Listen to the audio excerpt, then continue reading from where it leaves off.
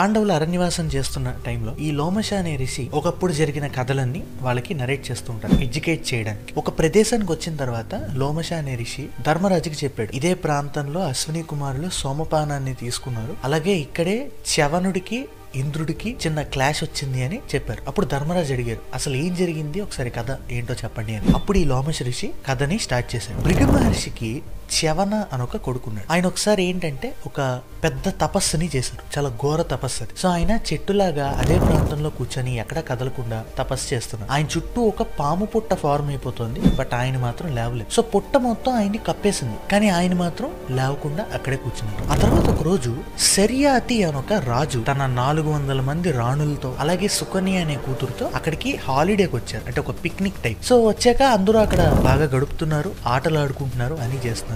రాజు కూతురు కూడా తన ఫ్రెండ్స్ తో అక్కడ ఆడుకుంటుంది. బట్ ఈవిడ ఏం చేసిందంటే ఆడుకుంటూ ఈ